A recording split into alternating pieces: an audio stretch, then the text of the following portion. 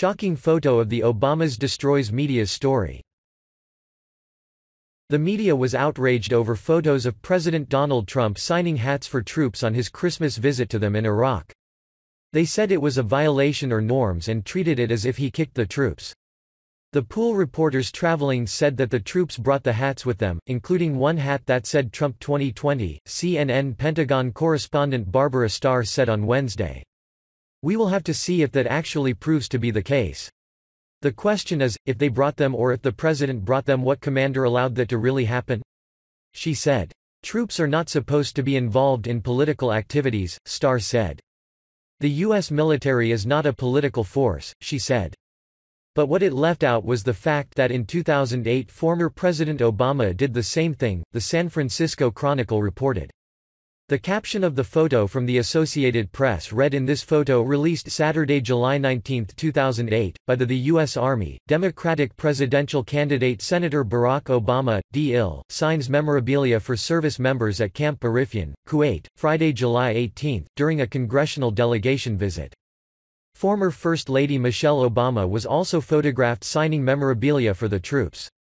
Did journalists breathlessly hunt down the names of these service members who had Barack and Michelle and Obama sign campaign memorabilia in 2008? J. Kenneth Blackwell wrote. J. Kenneth Blackwell tweeted. Did journalists breathlessly hunt down the names of these service members who had Barack and Michelle and Obama sign campaign memorabilia in 2008? Twitter adds info and privacy advertisement, story continues below. And this was after they accused the president of not visiting troops. Forget bias. Forget animus. Forget missing a self-awareness gene. And forget attempts to outdo yesterday's hyperbole with uber hyperbole. Because, when it comes to coverage of the Trump administration and the figure at the top of it, what many in our media have become is utterly, tediously predictable. Exhibit A this week is the president's surprise visit to troops in Iraq. Leading up to it was a story by NBC News that went viral, declaring that Trump would be the first commander-in-chief since 2002 to forego the presidential tradition of visiting troops at Christmastime. The story was picked up by dozens of news organizations, including this one. NBC News tweeted, "President Trump becomes first president since 2002 not to visit troops at Christmastime." First Lady Melania Trump broke with tradition and joined the president on the visit to Iraq and later Germany. A First Lady has not visited a war zone since Lady Bird Johnson in South Vietnam in 1969.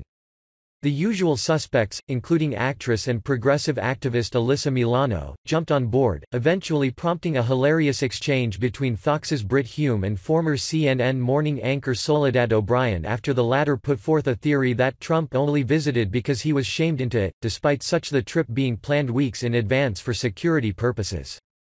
Alyssa Milano tweeted, "Trump becomes first president since 2002 not to visit troops at Christmastime." Tweeted, "Instead of visiting the troops, real Donald Trump has crashed the stock market, gone to war with Jim Mattis, delivered a nice Christmas gift to Vlad Syria and presided over an immigration policy that has killed 2 kids in a week."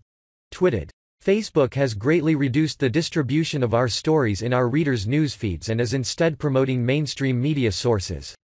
When you share to your friends, however, you greatly help distribute our content. Please take a moment and consider sharing this article with your friends and family. Thank you."